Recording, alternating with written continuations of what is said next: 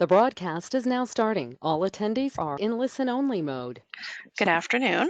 Welcome to this afternoon's webinar. This is Victoria Beal with the Ohio LTAP Center, and I'm so pleased to have with me my colleague Tom Pannett, formerly of ODOT, now with Kegler Brown Hill Ritter, and he is going to be presenting for you on the ASCE Code of Ethics update. Before I turn things over to Tom, I just wanted to give you a couple quick housekeeping items. First off, we will be accepting questions that Tom will address towards the end of the presentation, and you can put those in the question box. Also, we have a copy of the slides from today in the handout section of the GoToWebinar panel.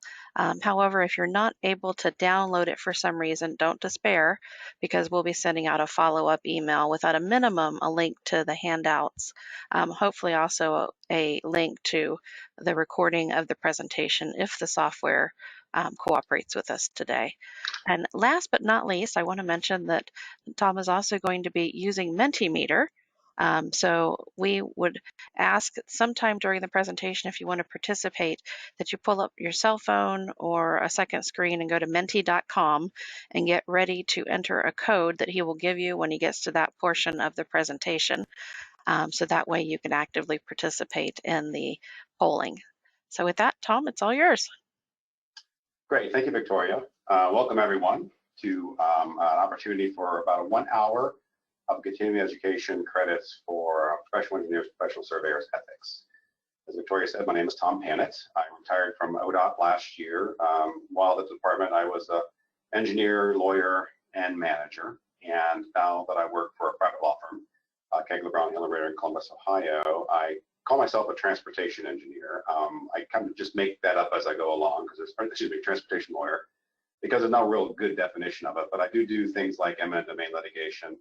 I'm a consultant on with several ODOT consultants as a sub-consultant, and I do a lot of ethics training.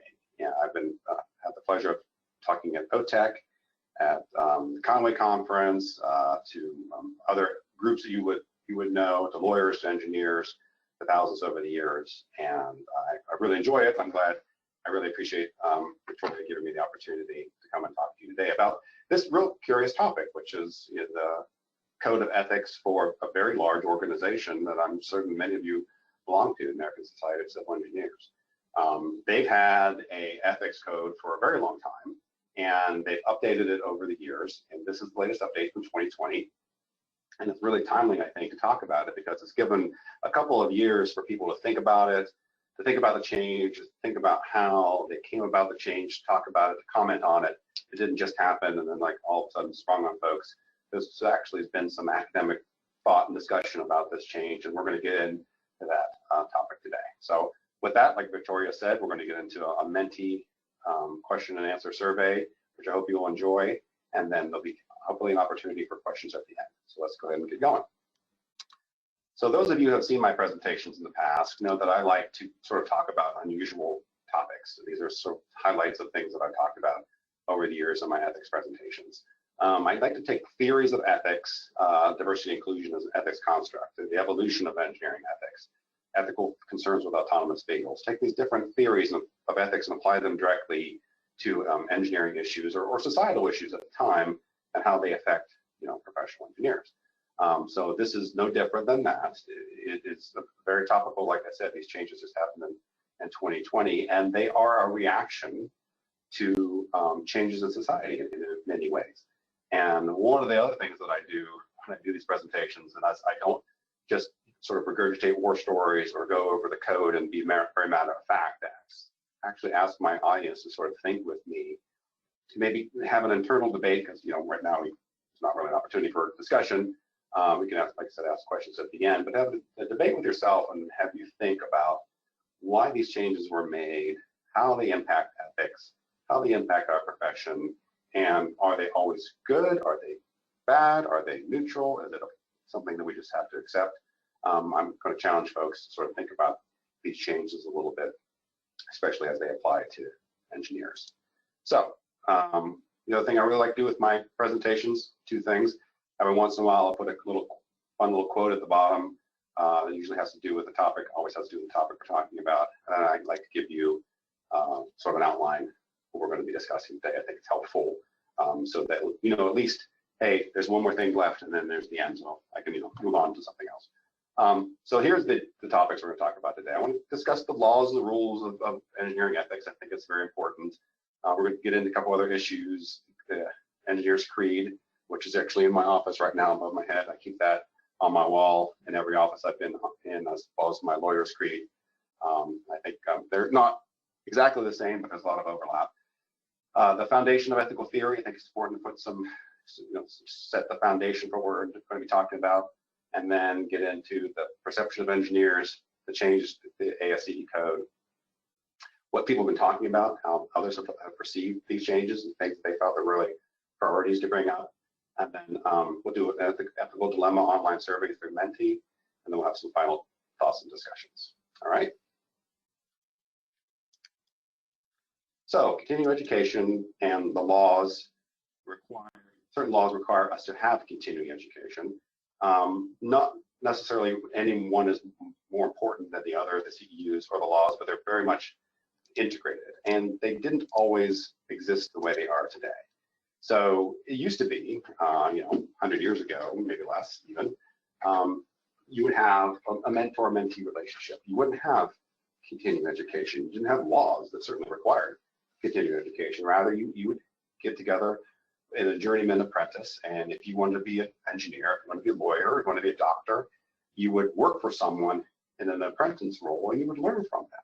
And in that way, you would get your education. You know, you'd have your formal education perhaps as well, but you would learn by doing, and you would learn from the examples of others. And I think that's really why we have continuing education. You want to learn what everybody else is doing in the industry. You want to learn what the modern ideals are of your industry, whether it's legal or engineering or whatever.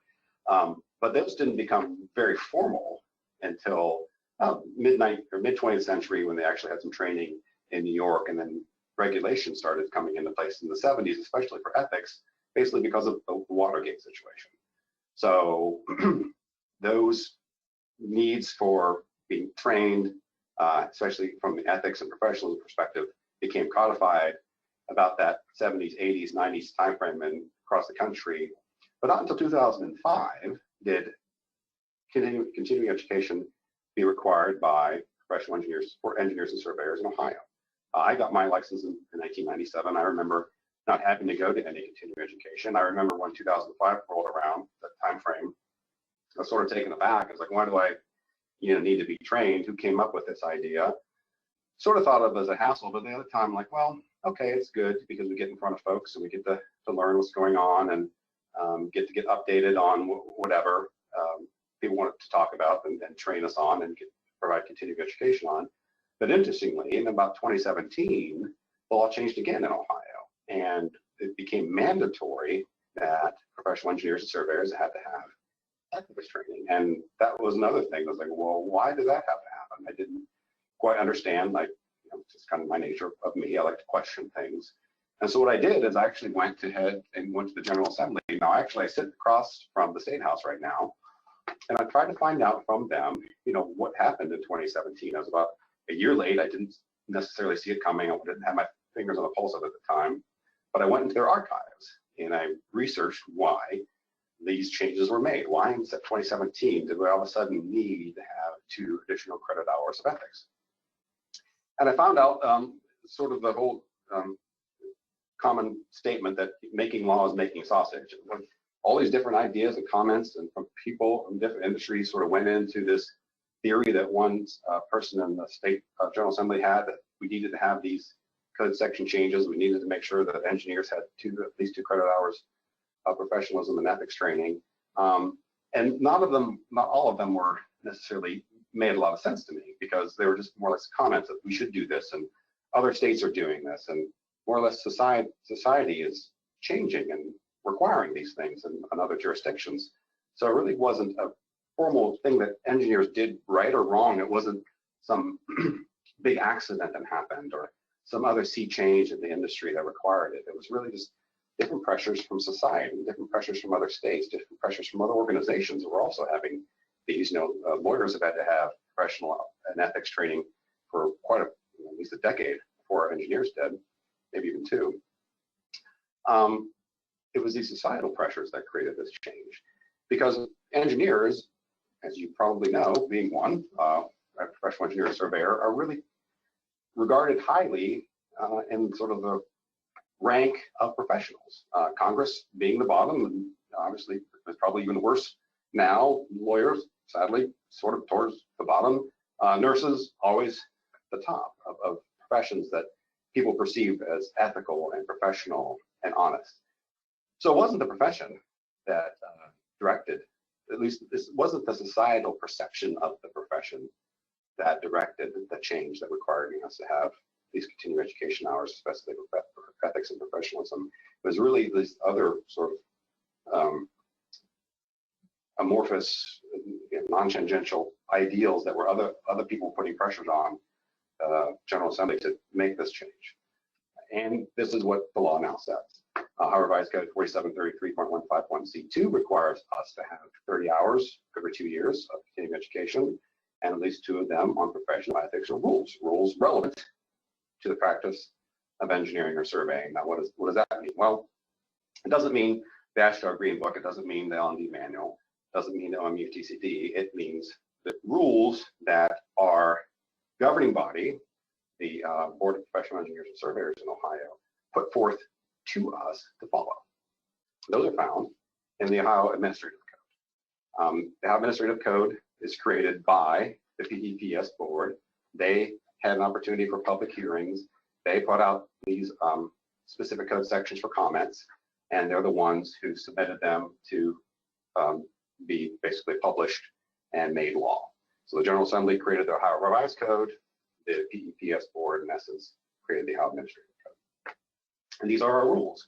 And they're nice in a way because they're prescriptive. They tell us very specifically, engineers are expected to have integrity. And from integrity, in my mind, all these other things flow. If you have integrity, if you're honest, you're going to be responsible to the public. If you have integrity, you're not going to get into situations where there's conflicts of interest. You're not going to solicit employment that you're not capable or competent for doing. If you have integrity, you're going to keep your records straight. I have mine on my computer here at home. I have a little spreadsheet. I keep my records so I know that I've gone through the proper training, and I can provide that to the board anytime I get audited, which actually did happen to me one time, and was a very non-exciting process. They sent me a letter, very official, saying we want to audit you and produce your training records. I keep copies of everything that I've attended in the last couple of years, and I was able to produce that to them. At the time, it was at the Lebec Tower. Walked over downtown, turned it in, and it wasn't a big deal. So if you ever get audited, don't worry about it. It's a very matter of fact. But you have a duty, just like these other code sections, to keep those records. So these are our laws. These are our rules. And other entities like National Society of Professional Engineers helps create things like the Engineers Creed. These ideals are put forth by these organizations, and we're supposed to aspire to them as well, but not the law. I mean, you can't lose your license because you violated the Engineers Creed. However, if you're part of these organizations, you can be disciplined and you can be subject to discipline, and then they can refer that to other organizations as well. So obviously, everybody on the computer here, all how many 342 of you are very professional and ethical, and that's why you're here. But we're going to get into a little bit more detail about these groups like the NSPE, like the ASCE, who came up with these ideals that we should be having, and we should pledge to be honest and true and all these other things. I like the creed in and of itself because it also is a very succinct document. It's one page, and it tells us very specifically that we must be honest, that we must be professional, and then above all other considerations, we have to put the public welfare first. And engineers are unique in that, and I'll explain that in a little bit, what I mean by that. But public welfare is obviously our primary concern because we build things for other people. We don't necessarily have clients that are individuals necessarily. We don't have, like a lawyer has clients or a doctor has patients. We represent and build things for the public consumption, and public welfare and keeping them safe is our primary goal. But what is engineering ethics? I mean, we're going to be talking about it today. Let's go ahead and and put a box around it. Let's put some parameters around it. Let's read some definitions about it. So engineering ethics, well, is one of those things we kind of know it when you see it. Really, you know what's more like what's unethical when you see it necessarily, because generally being an ethical engineer is not hard. You follow the rules, you are honest, you have integrity, you can do these things. If you have something that's a little bit gray, you talk to your peers, and usually folks, more experienced people around you can help you, guide you, or you can hire a lawyer. In fact, I actually have 2 clients right now in front of the PEPS board as part of my practice as a transportation engineer or transportation lawyer. And it's being ethical is not hard to do. It's almost harder to try to figure out what is being unethical clearly. So here's some definitions. I think it's helpful, like I said, put some parameters around it. An ethical engineer, or engineering ethics, what we're going to be talking about, studying, thinking about, is a set of rules and guidelines that engineers are supposed to follow. It's our moral obligation. It's a moral obligation to ourselves, to our profession, to the world, to our clients, etc. Wikipedia has a nice definition as well. Engineering ethics is the field of system of moral principles, so awkward, that apply to the practice of engineering. So the moralities that apply to the practice of this thing we call engineering.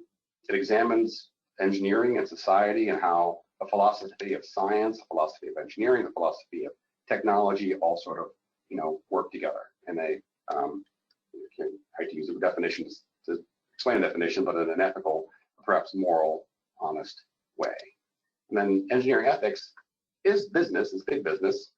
There's magazines produced on engineering ethics. There's whole college courses that talk about engineering ethics. There's people like me who do presentations on engineering ethics. So you can find different perspectives and definitions of engineering ethics, but there's another one from Ethics in Engineering magazine. Engineering ethics is the study of the moral issues and decisions, because oftentimes it's a flip of a switch, an unethical or an ethical decision. Are you going to make that? Are you going to present yourself as an engineer with the skills to do something just to get a client or not? So these things are kind of go no go decisions, and these issues, these dilemmas, confront engineers occasionally. But the engineering ethics itself is more like the study of these things, the analysis. The ethics in engineering is a more broad thing than just that individual decision making, but at the same time, to have a good understanding of engineering ethics, to have a good understanding of ethics and morality, will help you make those decisions going forward. Now, I find that being a lawyer and being an engineer, that there are definitely different perspectives on what makes me an ethical lawyer or what makes me an ethical engineer. And I think this is because largely of who I'm responsible for. So the lawyer is responsible for the client. My goal, my requirement is to represent that client zealously, to put myself in that client's shoes, and to do everything I can to have that client succeed. And sometimes that is being, aggressive. Sometimes it's being passive. Sometimes it's, dealing with issues in a way that may not someone would be perceived to be ethical if you're just looking at it from the outside. But when I'm doing it for my client, I'm doing it ethically because I'm putting them first and zealously representing them. I'm not doing anything illegal for them or anything like that. I'm hiding evidence or stuff like that, but I'm putting them first. Lawyers' ethical obligations to the client. Doctors' ethical obligation is to the patient.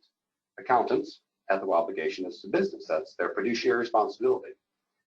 Engineers' ethical obligation primarily is to the public. And I think that's what makes us, unique in professional organizations. We have a different primary entity that we're concerned with, that being the public, making sure that whatever we're doing, whatever we're building, whatever we're designing is safe and keep the public welfare primarily in mind. And these thoughts have developed, and perspective has developed as these different professions have developed, right? You can take a step even further back and just talk about ethics in general. And I'd like to quickly do that because I think it's going to be helpful when we get into more of the details about the ASCE Code. So since Aristotle's time, since 300 BC, there have been people who have thought and talked about ethics. Ethics isn't anything new. Ethics isn't anything that's directly specific to a certain profession. Ethics is a very broad thing. And it's been around for thousands and thousands of years. I put these quotes from Aristotle in here that I think they're interesting, they're thought-provoking. And hopefully in a couple of years, I'm going to be doing a presentation on Aristotle's treatise on ethics. But right now, just the point is that there's fundamental bedrock concepts about being ethical that have been around for a very, very, very long time. And so ethics, in my mind, doesn't really change, or certainly not the bedrock perception. The bedrock rules that go into being ethical don't really change. And that's not just because of someone like Aristotle said it, but also because every major religion has an ethics bent to it, a gloss behind it. And even one very specific ideal, this golden rule, is in every major religion: do unto others as you would have them do unto you. To be ethical, if you have that in mind, if you have that perception as you go through life and make your decisions, you're going to make the more ethical decision and have that bedrock with you as you go in and deal with challenges. And deal with challenges not just as they come up in your day-to-day activities, or maybe you're dealing with this one client, or dealing with this one calculation, or dealing with this one project, but also as you're dealing with society as a whole, because society, as we know, and it's no great secret, has changed. And it's changed more probably in the last 5 to 10 years than, in my lifetime. At least that's the way I feel. Certainly, the ASCE Code didn't say the same thing in 1904 as it says in 2022. So things do change. The question is, are they changing in a way that fundamentally alters the bedrock concept, like in ethics, or are they changing just generally because they're kind of evolving into different directions? I'm not saying change is a bad thing, right? I mean, just as we have philosophers like Aristotle who talk about ethics, his contemporary Socrates talked about change. Change is something that's just part of life, and it's something that you have to understand and react to and embrace in a way that's appropriate. So as we get into some of these code changes from the ASCE Code, I'd like you to think about how those changes, and we'll talk about it, I'll bring them up, are affected by society, and are they the right thing to do, to embrace, or are there something that we should take a step back and say, well, I see where we're going and I understand the underpinnings of it, but maybe we're taking some thoughts a little bit too far down the road and maybe take a step back, or try to understand what this change is really going to result in if we totally embrace it. I don't know if they did that or not when they put the ASCE changes together, but we're going to talk about that next.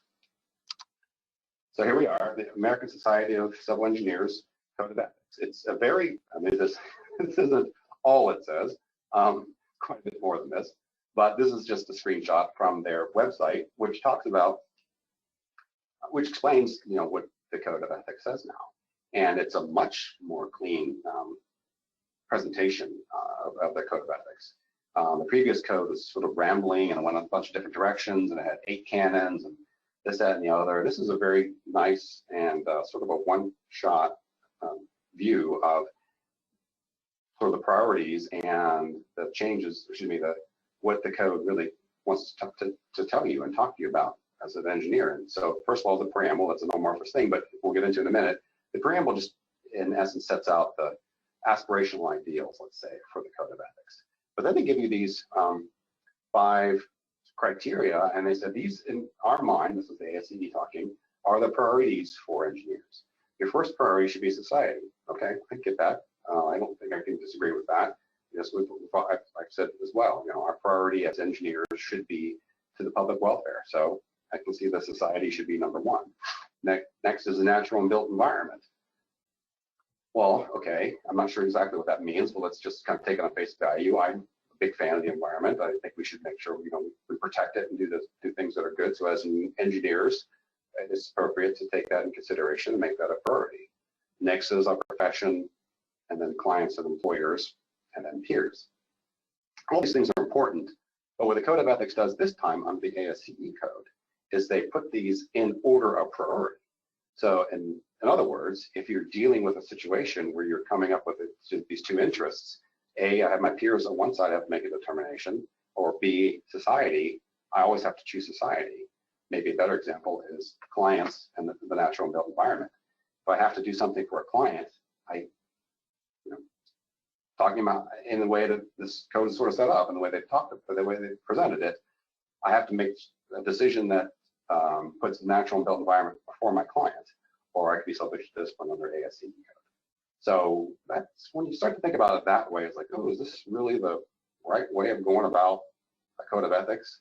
But I think before we get into those details, and before I ask you to think about it that way, let's get into some more formality of how the code was changed. And as engineers, we like to see things like numbers, like graphs, we like tables. Here's a nice table I found that talked very specifically about what changed from 2017 to 2020, not into the details about the change necessarily, but what was altered. And from this perspective, it's kind of nice. Okay, and in 2020, we have less than 700 words that we have to understand, deal with, read, comprehend, absorb, react to, make sure we comply with. In 2017, there were 2,000 words. So it's definitely a more simple document and adds a lot of clarity to what the previous version was in 2017. The theme is a canon model versus a stakeholder model. The stakeholder model, specifically, there were 5 stakeholders, as you saw in the previous slide. And that stakeholder model lets you know in this priority, these are the stakeholders that we feel are important. It's just going to go back to that slide real quick. The stakeholder society is very important. The stakeholder profession, the profession itself, or my peers, these are the order of priorities for these 5 stakeholders. Like I said, there was a hierarchy in 2020. There was not a hierarchy before. And there's some other issues, new compliance, new technology, et cetera. So these things definitely changed, and this author felt that they were clear enough to put them in a nice graphic. And here's another graphic that came out very soon after the code changes were put out, and it's actually by the gentleman named Ben Walpole, who is from ASCE, and he summarized it in this interesting sort of flower graphic, the 5 stakeholders, and then sort of summarizes the core concepts of what the ASCE was trying to portray when they broke down these stakeholders in this way. So you have the preamble in the middle, the overarching behavioral ethical principles, the aspirational ideals, the broad guidelines, and then they break down into these core concepts for society. Society means the public safety. Society means inclusivity. For environment, it means sustainability and quality of life. For the profession, they want to talk about knowledge sharing and mentorship. Clients and employers, you're going to be a faithful agent to those folks. You're going to avoid conflicts of interest. And then the core concept for peers is in essence, don't take credit for work you don't do. Make sure you communicate. You take your professional development seriously, and you watch out for upholding the reputation of engineers generally.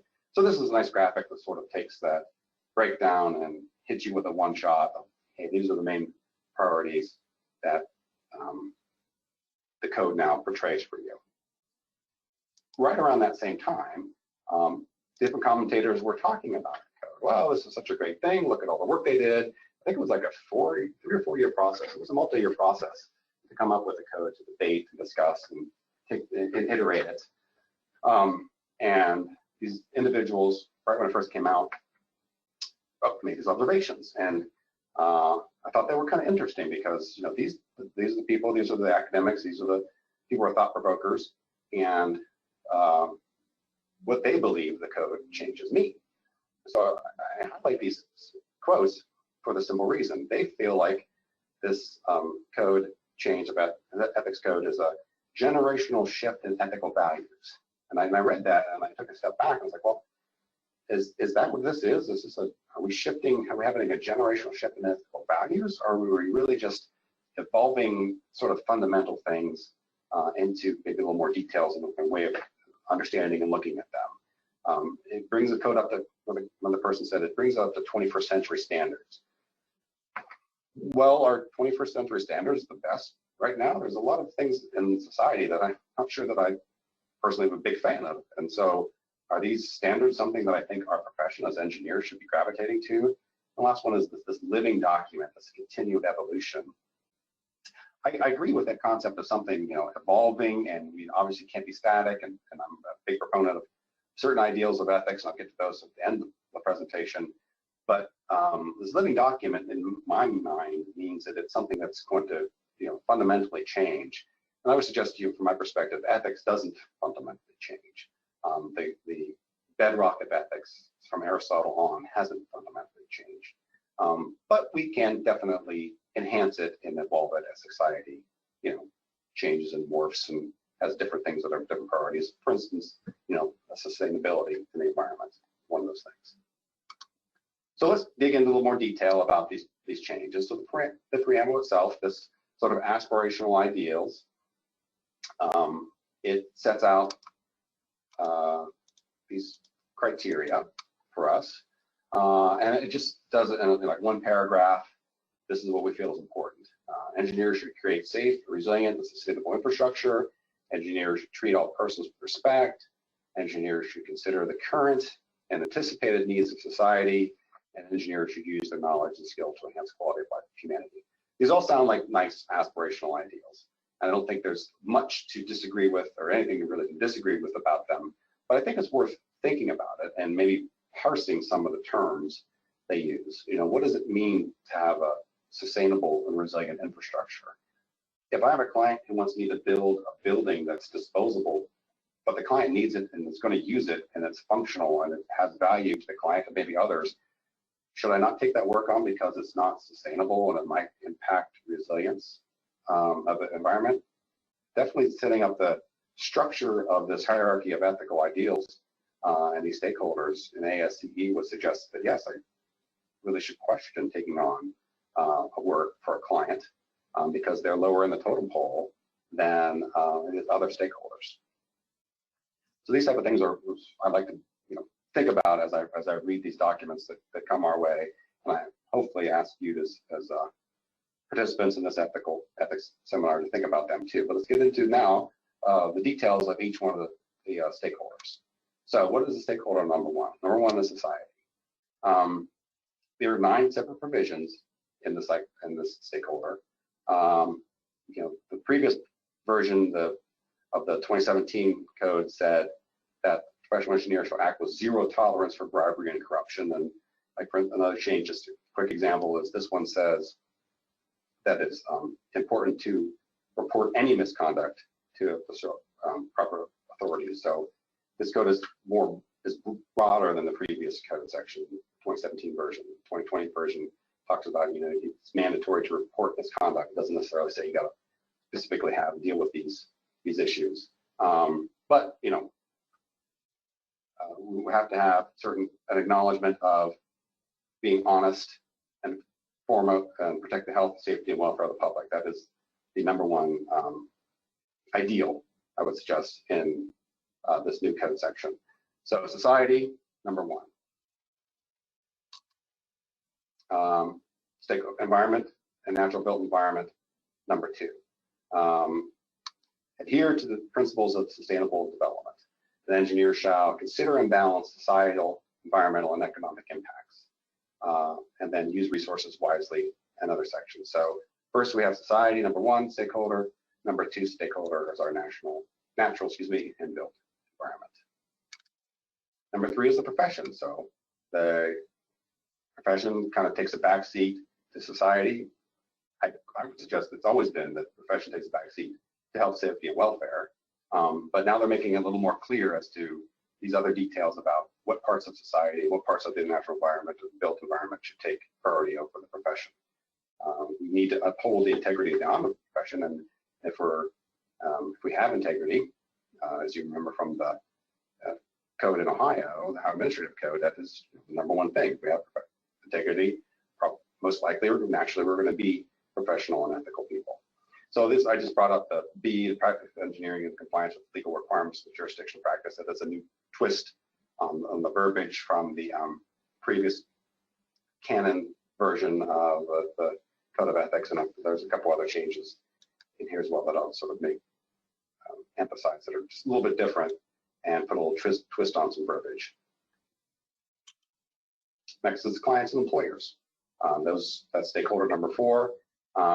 Obviously, we commit to society, we commit to the profession, and we have a commitment to our clients and employers. It's not really different than the previous canon section. It definitely adds a lot more clarity, and then it breaks down into these A through G specific issues. We should act as faithful agents to our clients. We should make clear to clients if there's any conflicts of interest. We should keep their information confidential, et cetera, et cetera. Let me just turn your attention real quickly to A and talk about agency. So this stakeholder number 4 is our clients, and first thing it says is we shall act as a faithful agent to a client.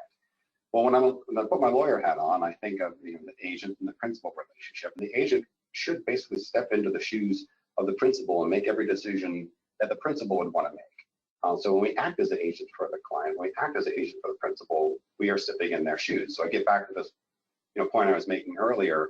If the client wants to build something that might impact otherwise, it might have a sustainability issue or a resilience issue, the client should do what he wants to do. As engineers, if we step into their shoes as an agent, we should do what they tell us to do.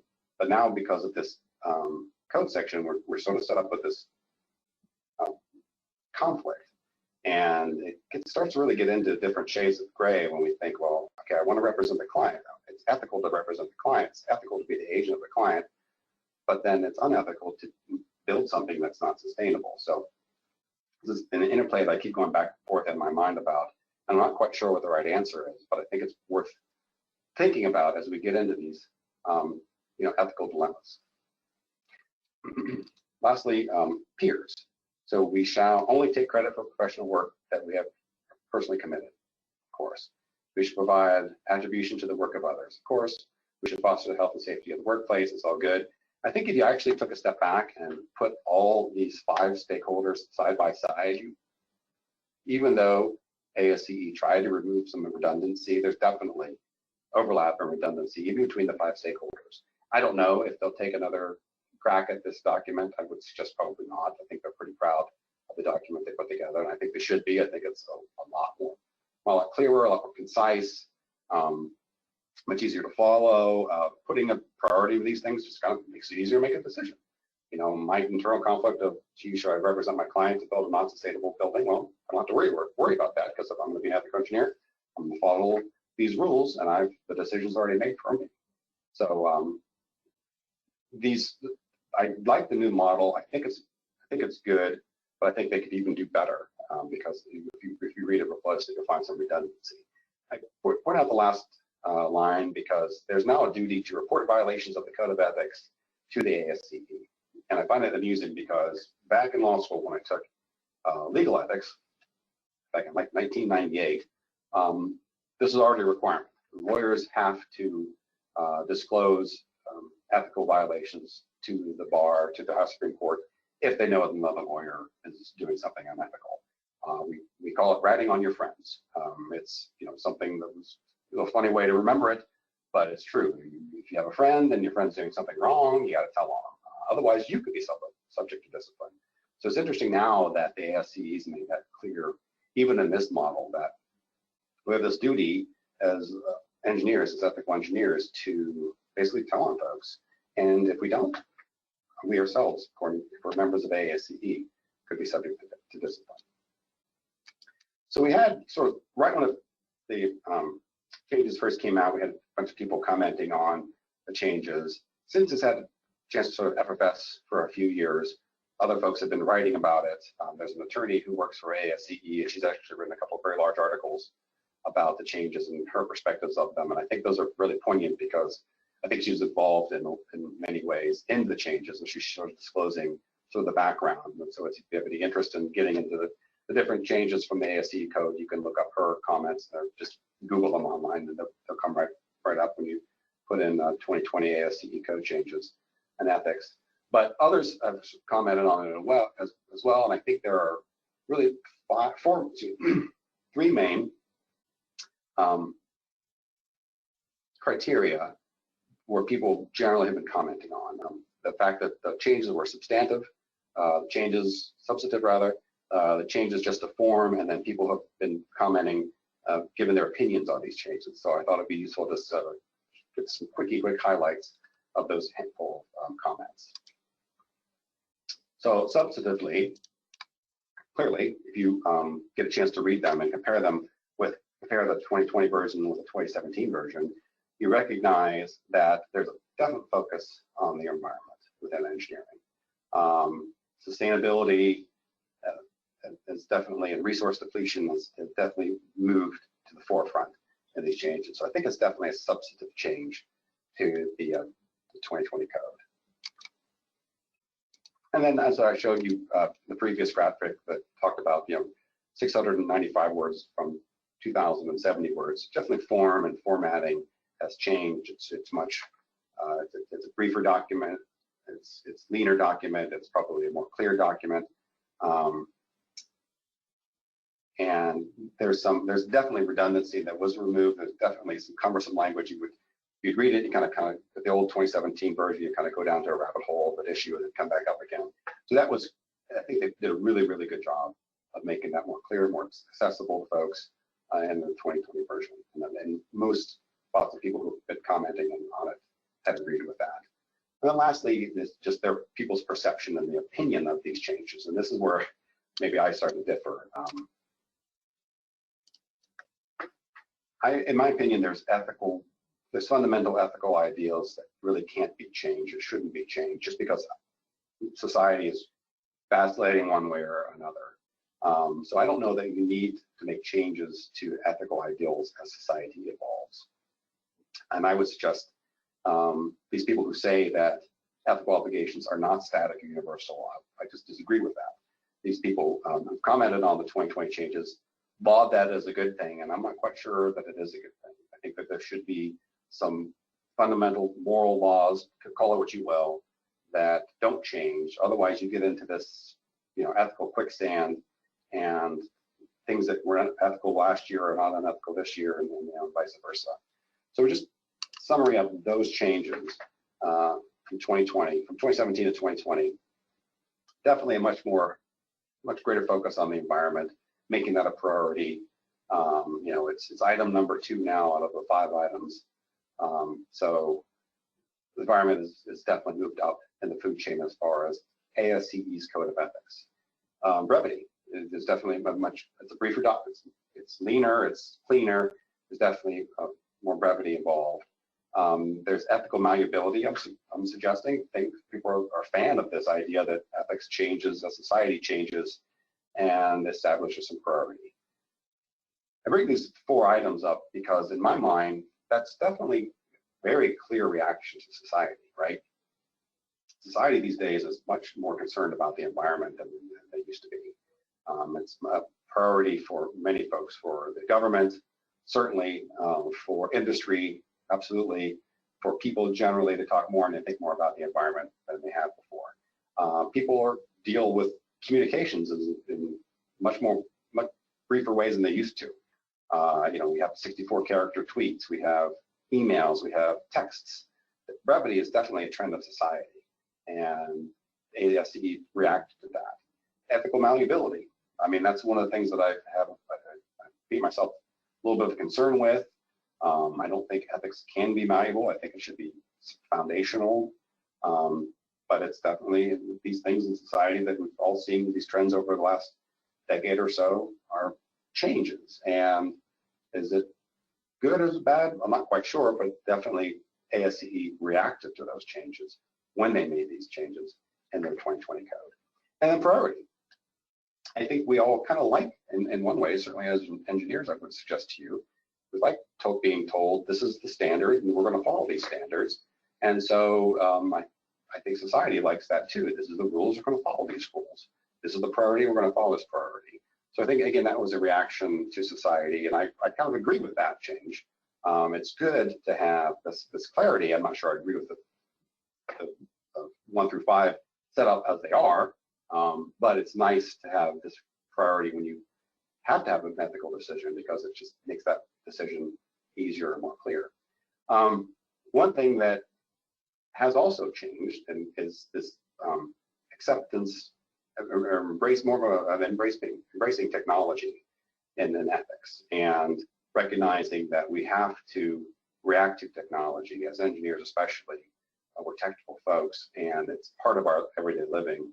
And so I found it interesting also. I did another presentation a couple of years ago about the ethics of autonomous vehicles and Asimov's laws to robotics and how that has also evolved based on society and changes. And I thought it would be good, sort of a segue from this presentation to talk about those changes as well. So those of you who are familiar with Asimov, he was a author of sci-fi in the mid-1900s to, I think, I'm sure he passed in the 70s, but he wrote many books about robotics, and he came up with these laws of robotics.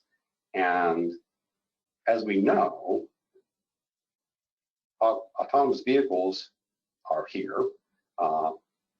AI is coming, AI is evolving, and so folks have thought about, okay, as I'm building these autonomous vehicles, as I'm recognizing this artificial intelligence, should there not be some ethical rules built around that so that the autonomous vehicles makes decisions that are ethical decisions? And here's the thought process that went into that. So I'm dealing with a machine, and the machine can only make decisions based on its programming. Eventually, the machines will be intelligent enough to evolve through their own programming, but right now, they have these dilemmas that a machine will have to make a decision on. So more or less, from a mathematical perspective, you can create these go, no-goes, these plus-minus decisions for this machine in an iterative way.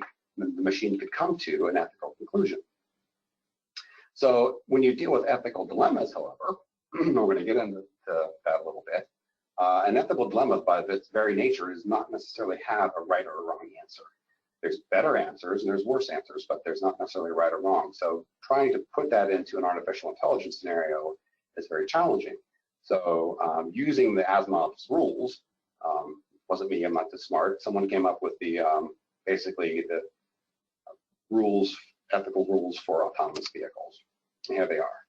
So number one, the autonomous vehicles out there driving, the first rule number one, is it shall not collide with a pedestrian or cyclist. That makes sense because, you know, an autonomous vehicle is a car or whatever, and someone inside is protected. Person outside, the cyclist, pedestrian is much more vulnerable. Rule number one, they shall not collide. So if I'm programming this into an artificial intelligence, trying to create an ethical decision for this ethical dilemma, I'm going to program them not hit a cyclist. I'm also going to program this vehicle not to hit another vehicle because I don't want it to do that. I don't want it to harm itself. I don't want it to harm the driver.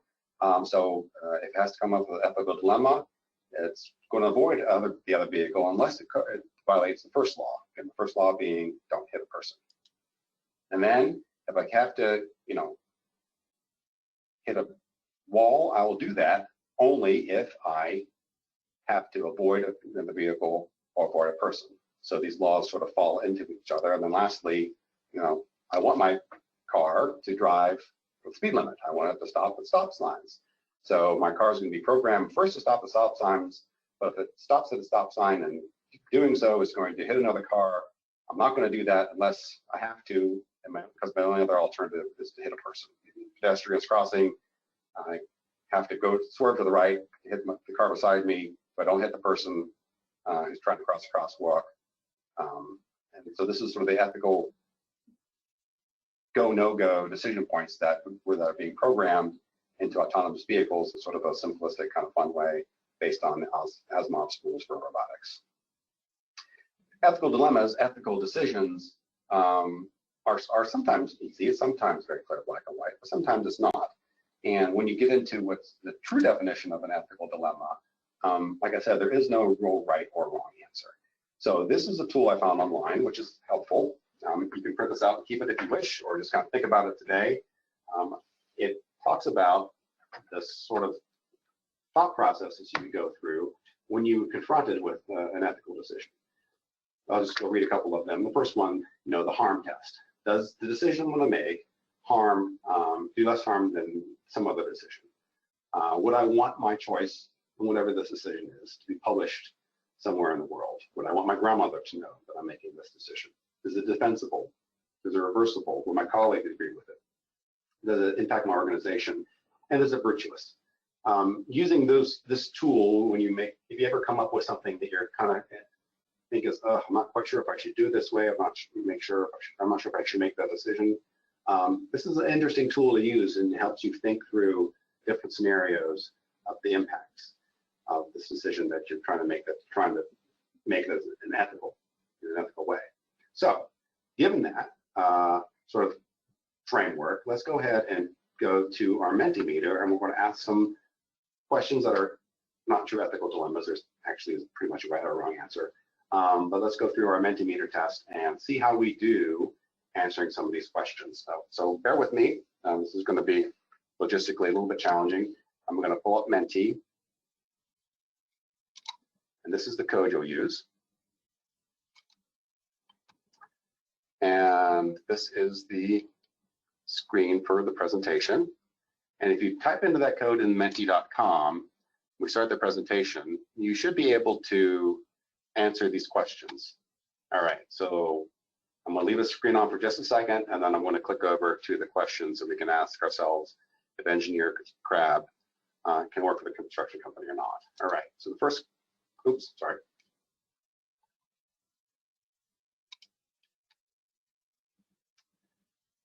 Oh, well, some of you have this question. All right, so logistically, this is going to be challenging, but we're going to get through it. Okay, engineer Krabs works for a design company, and he was involved in the design of a Pineapple Highway expansion project. Many years later, Bikini Bottom Construction Company wants to hire Mr. Krabs and ask him to defend a lawsuit for work that they did on the project. Is it ethical for engineers Krabs to work for the construction company? All right, let's see what we have to say. And I hope you can see that. I think Victoria will yell at me if you can't. We can see it in the bottom right-hand corner. Also gives you the number of people who've voted so far out of the 350 some we have on here. Was that always there? I don't remember that being there. That's great.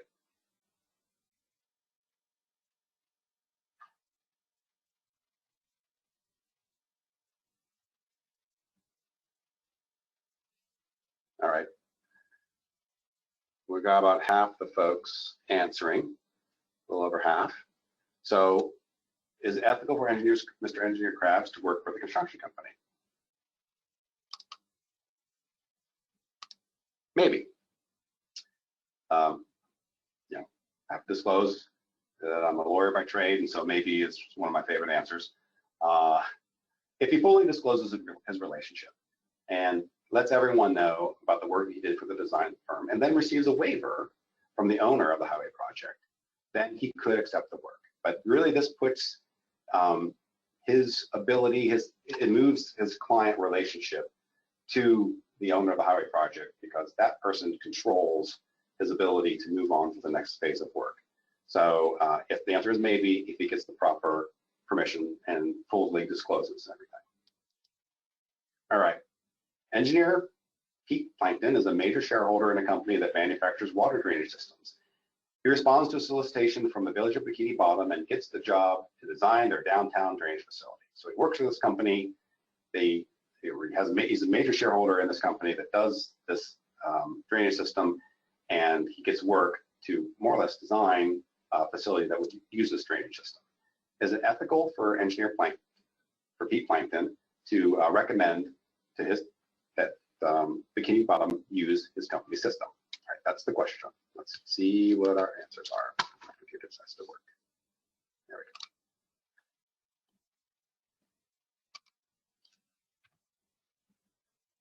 go. Is it ethical for Plankton to recommend his company system?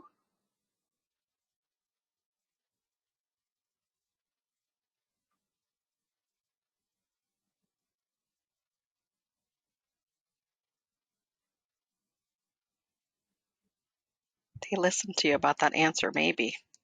Well, and because that is the right answer. The answer is maybe.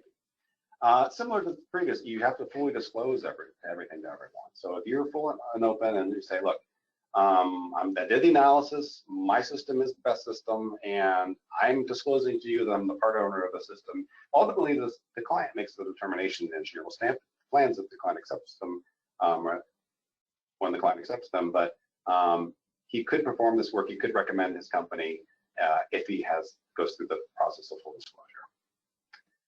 Next question. Engineer Bobby Sponge is licensed in 7 states, but not Ohio. She emails businesses in Ohio seeking to have them consider her newest invention in pineapple canning. She explains how it can be easily fit into their production line and shares a draft of how the system can be integrated together. Her email signature line simply reads, B Sponge PE. Are there any ethical concerns with sending an email like this?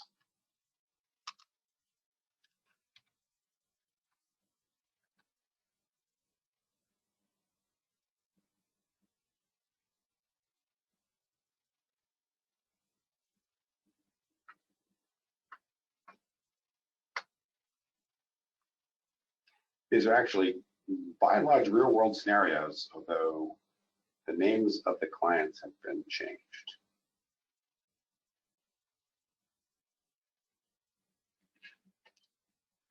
All right, most people say yes, and most people are right. In fact, Ms. Sponge could be subject to discipline because she is soliciting business as a PE and providing drafts of plans that she is unlicensed in Ohio to share. So even though she's a PE in other states, and you would think, gosh, I'm a PE in these other states, why can't I put that after my name? Well, if you're not a PE in the state for which you're soliciting work, especially if you're going into any type of detailed design that you're sharing this work, you can't put PE after your license. So if you're a PE in California, don't come to Ohio and put a PE after license. Now you can go ahead and solicit work, you just can't put the PE after that because you're representing yourself as a professional engineer. You represent yourself just as a person, you're just a salesperson. But when you put the PE after that, you're implying that you're giving these people a professional credentials that you really don't have because you don't have them in Ohio. Now, the best thing to do, again, take the PE license, reference all. You could put a caveat in there and put like a little asterisk that says, not licensed in Ohio or licensed only in California, but it's best just to keep it out completely.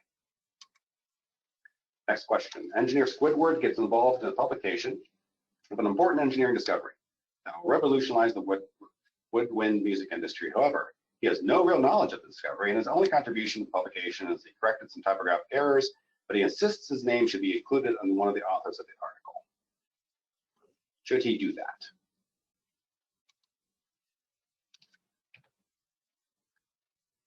Or rather, is he subject to discipline? Well, I should have phrased this differently. Could Mr. Squidward be subject to discipline? You probably want to change your answers. I asked the wrong question. That's my fault. I apologize. I got ahead of myself.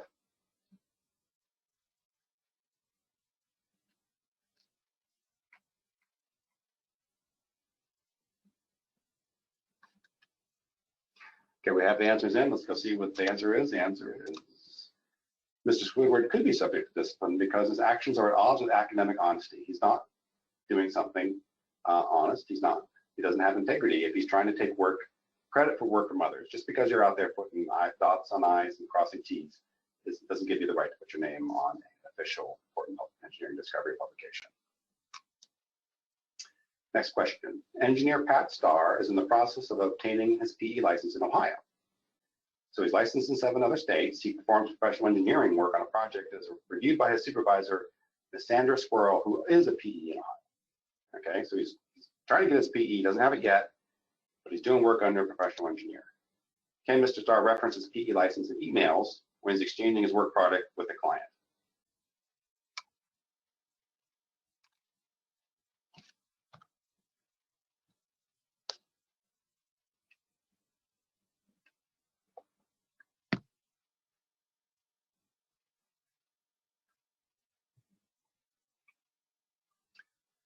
All right, we have a resounding no on that one, and that is correct. No, he cannot reference his PE license in communications.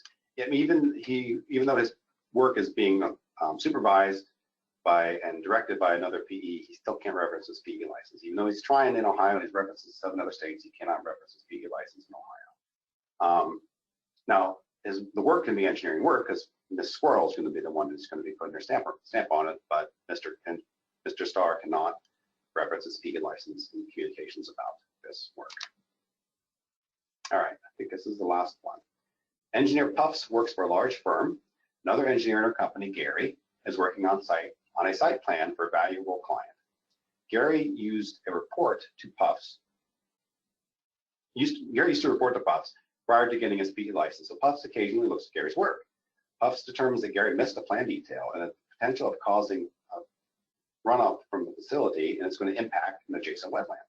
Puffs would not be stamping these plans, however, but she knows that any delay in the project may cost the firm their client. So if Gary had to redo these plans, if she brings this to someone's attention, he's going to have to redo these plans because it's going to impact the environment. Question is, should Puff report Gary to the PEPS board if he does not redesign the plans to not impact the environment or address the environmental impact? Maybe a better way to say it. What do you think?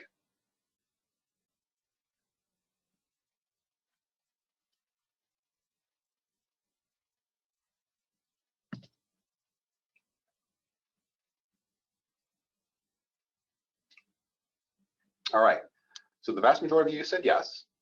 Some of you said no. And a handful of folks, 30-some folks, said maybe.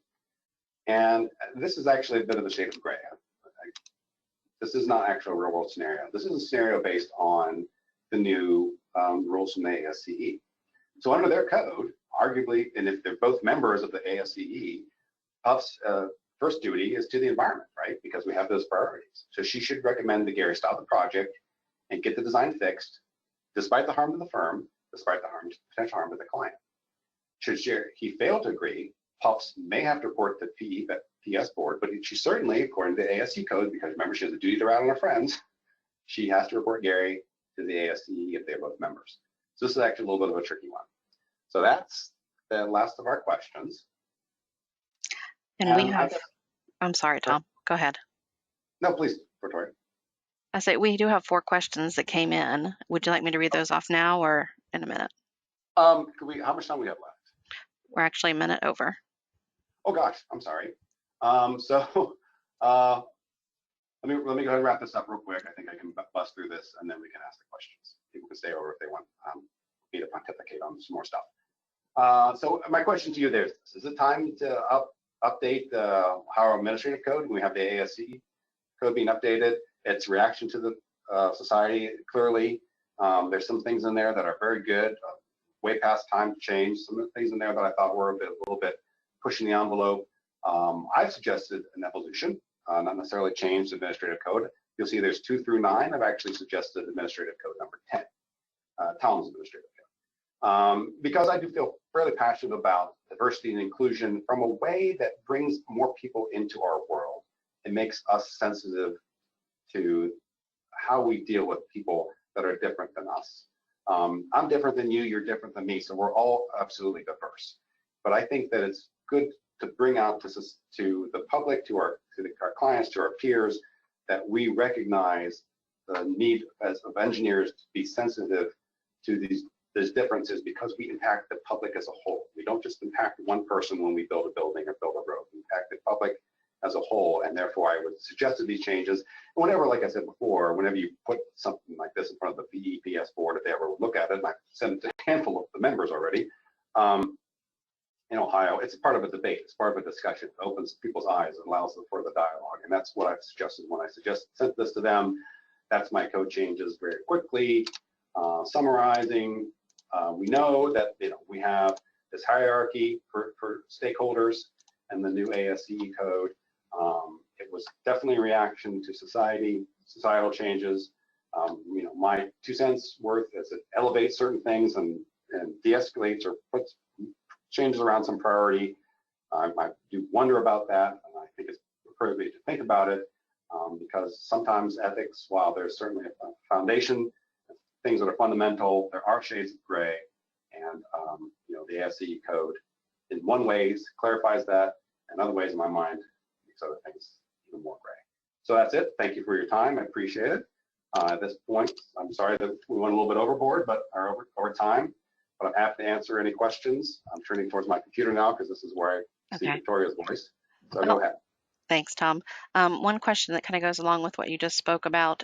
A person would like to know how likely do you think it is that the ASCE changes will be incorporated into the OAC and ORC? So it starts with us, right? If we wanted to do that, and I've already done it, I have friends that are on the board, and I've emailed them my code changes, and they thought they were interesting, but it would really take more coordinated effort than Tom Pannett's email to get some of these changes adopted into administrative code. You can petition, you can show up at their meetings. I think they have monthly meetings, and ask. And if you have an interest in doing that, contact me afterwards, and I'll give you their contact information, and you can maybe make some suggestions of your own, because maybe my ideas are okay, but there's better stuff out there. Sounds good. Next question is regarding the requirement to report ethical violations of peers to ASCE. What is ASCE's authority to require this? Have they become part of the government? Can they prosecute legally? No, their authority only goes as far as their membership. So they can make recommendations to the government. So they can go ahead and make a disclosure to the Ohio EPS board. But if you're not a member of ASCE, you do not have to write on your friends. Okay, and the last one is kind of a two-part question. If a complaint is filed with the state board, does the complaint become public information and thus accessible to anyone or shared with anyone? And then this person would also like to know if you think it would be wrong to reach out to a fellow engineer to strive to understand their reason and or source of a filed complaint. So first question is yes. The PEPS board is a public body. They kind of make it a point to have everything that every decision they make, every complaint they get in, available to the public. If they don't do anything with the complaint, if it's just something that they would not move forward with, that this is something that is not worth bringing to their attention, so minor, I don't think that it becomes any part of an informal public record. However, if you know what to ask for, it is public information. So I guess my point would be is they may not open up a meeting and say, Joe Schmo emailed us and said Jane Schmo is out there harming the environment, but they would still have that document somewhere that people could get to it, because they can't dispose of it unless they follow their public record disposal regulations. So not everything that people complain about to them gets on their agenda, gets published in their publications, but everything that people send to them is a public record, and they keep it for whatever the requisite time is for their disposal of public records. Hope that makes sense. Could you read the second question again? Sure. It says, is it wrong to reach out to a fellow engineer to strive to understand their reason and or source of a filed complaint? Well, I don't think it's ever wrong to try to communicate with folks, try to get their mindset. But if, for instance, let me play out the scenario a little bit. If you're if the fellow engineer is complaining about you to the board, there's nothing wrong with it. You can't be prevented from contacting them if you know about it and asking them what happened and why they did it. But at the same time, you're kind of walking a fine line there of just dealing with another person. There's nothing unethical or inappropriate about that. Just human interaction gets challenging. You find out someone basically told on you, but there's nothing that prevents you from doing that. Okay, and with that, yep, we've gotten to the end of the questions. So thank you so much, Tom, for your time. I know this has been a long anticipated since we announced it, so hopefully everyone enjoyed it, and we'll be following up with an email with links and hopefully a recording link. All right. Thank you, Victoria. Thank you, everyone. Have a great rest of your afternoon. Bye-bye. Bye-bye.